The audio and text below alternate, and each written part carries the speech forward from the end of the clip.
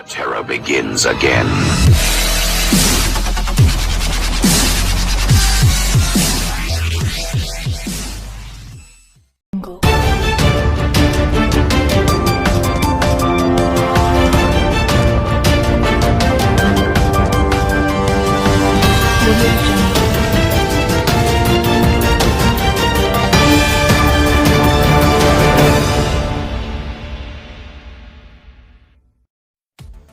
Napapabalita nga ngayong kapanahunan matapos itong mag-trending sa buong mundo ang FaceApp.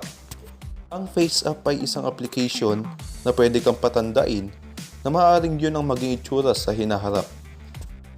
Sa kadahilanan nga, kaya ginamit ito ng mga foreign celebrities gaya nila Drake, Ludacris at Tyrese ng Fast and Furious, Jonas Brothers at iba pang mga celebrities abroad.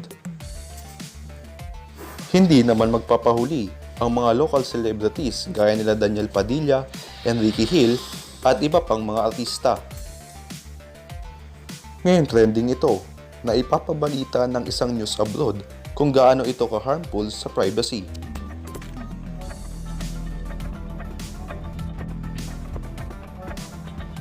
In Privacy Watch, there are new privacy concerns surrounding the Face app that makes users look older. You probably saw this, kind of went viral. It did. It's prompted calls for the FBI to investigate by Democratic Party leaders.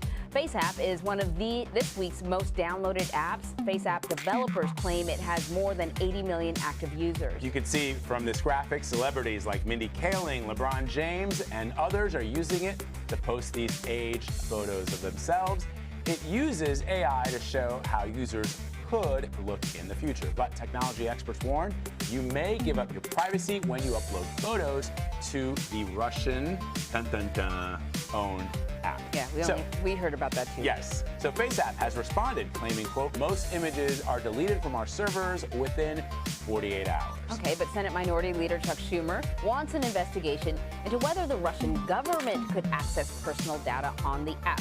So Wired Magazine editor-in-chief and CBS News contributor Nick Thompson joins us now to consider the security risk of this viral app. Welcome. Hello, Thank you for being here. I got to tell you, it kind of freaked me out. Vlad and I were fooling around with this app yesterday, and then after we both kind of took pictures, and you know, one of the guys who works here was like, "Did you know the Russians have your pictures now?" And I deleted as fast as I could. But here, you know how else the Russians can get your pictures? They By can going watch on to CBSN. I'm in more trouble than I thought. Anybody can take a picture of the screen right now. Upload it to Google, No, which but the it's Russians not can just access. that. Now they know, you know, because I never delete any of my pictures, like 1,000 on my phone. Now they know every vacation I ever went on and all that kind of stuff. So that's a misconception about FaceApp. If they did that, that would be incredibly scary. So the initial reports were that FaceApp downloaded all of the images off your camera roll. And if that were the case, it would be an absurd, horrific privacy violation. No one has been able to replicate that initial theory. The person who put that theory out has deleted the tweet. There isn't any evidence that FaceApp is doing that. If they were to do that, delete it all, immediately burn down the company's walls, right? But it seems like what they're doing is they're taking the images that you upload to FaceApp and they're putting them in the cloud, which is fine. It would be better if they just analyzed them on your device and never put them in the cloud, but they're putting them in the cloud, but just those images. So the image that we just created of Vlad with a beard, that's now owned by the Russians. But the pictures of Vlad as a kid and Vlad with his family, those are not owned by the Russians. Okay. Even if they can access, so here's the thing. I think I'm curious as to why all of a sudden all of these think pieces came out on FaceApp, because I went through the user agreement and it looks like almost every other user agreement that I agree to when I download an app. In other words, they claim the user agreement, by signing it, you agree that this company owns the picture that you create, that you upload to their service, the one of you as an aged person. But in doing so, it can access other photos in my phone or on my cloud. Can it? There's no evidence that it does. Okay. Because that would make me afraid if I had... That's what he just said, that they tried to replicate that suggestion and they weren't able to do it. So the assumption is The assumption is wherever that came from. They're not doing that. Right. Okay. Right. So, but they do have that image of you, and there is, I mean, there are a couple things that are worrisome about it. One, there's the user agreement is excessive, but as you say, so are the user agreements for most of these apps. Secondly, the idea that it's owned by the Russians. There are some particular cases, right? If I worked on Kamala Harris's campaign, I would not be using this app. I would not upload anything to it. And then the third thing is there's no doubt that they will take all of the images and train face recognition and AI systems based on it. And there is something that feels violative to have your image training computers about recognizing people, even if it doesn't affect us in our day-to-day lives. So there are some weird things about it.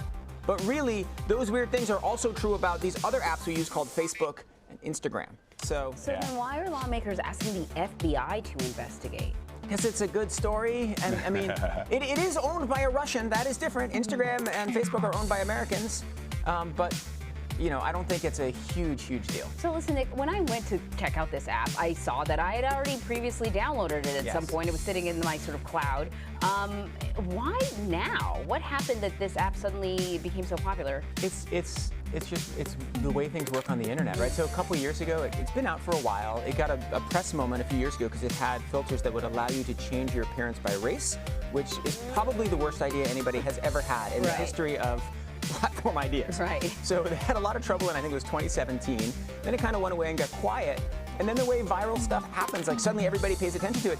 And the truth is, the app is hilarious. Yeah, right? it is. It is really fun to use. And so when you learn about it and you downloaded it, you have fun. So that's what I find really interesting about the app is that when it ages you, it actually makes me feel, or it looks to me like the way film and CGI ages people.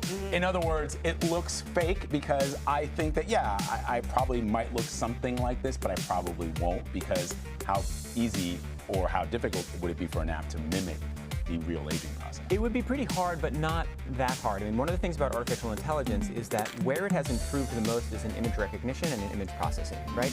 In part because artificial intelligence and human brain optimized for image recognition. Secondly, because there are huge data sets of images. We take so many pictures of ourselves, there's a lot to train on. So actually, AI for image recognition is fairly effective. Now, we won't know. I will say that when I did the first picture, I showed it to my son, he's like, you look like somebody. You look like your dad. And I was like, oh my God, no. It's happening. It's happening.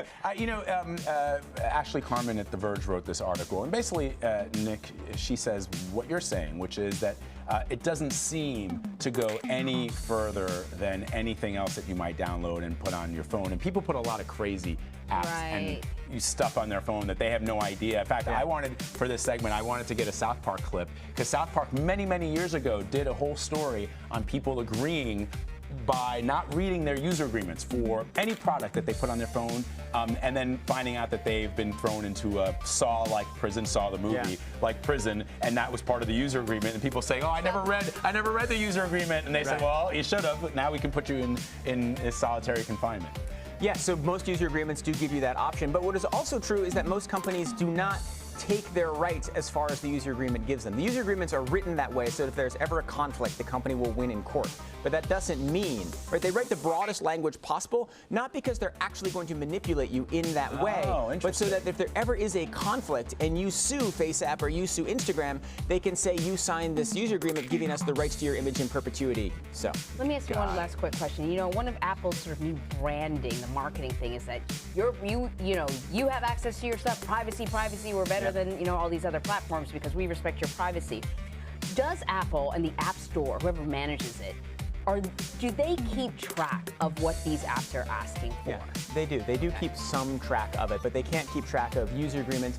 I would bet you there couldn't be an app that was like, hey, listen, let's get access to your photos and your contacts and maybe your credit card information that's on this phone. Well, and slip that into a user agreement. You know what I mean? That would be Facebook. I mean, right, a lot of the apps we use that do that, right? I mean, Facebook has all of those things. They have your contact, they have your credit card information, they have your photos. Yeesh. I don't know if we should invite you back, because you're making me feel horrible. Especially since Anne-Marie is a well-known downloader of all. Oh my her Facebook gosh. feed is like You want to know who the Russians are targeting? No, I always say, if you got a personality quiz, I'm there for it. She takes all these random quizzes and like she clicks on everything. It's really But crazy. let me give you a 1, 2, 3 for privacy on your phone. So go onto your phone, all the apps you don't use, just go and delete them, okay? Go into your settings and go into your location services. That is where the most privacy violations are. Go into that and don't allow any app to access your location always, right? Only allow it to access your location while you are using that app. Then, for the apps you use a lot, particularly Facebook and Instagram, click on those little hamburger menus, go into the privacy thing, and basically turn off most of the privacy settings that they collect things on. And then you're going to be fine. All right. Of course, by now, I've given away everything, Yes. but thanks. Thanks, Nick. Nick Thompson, thank you.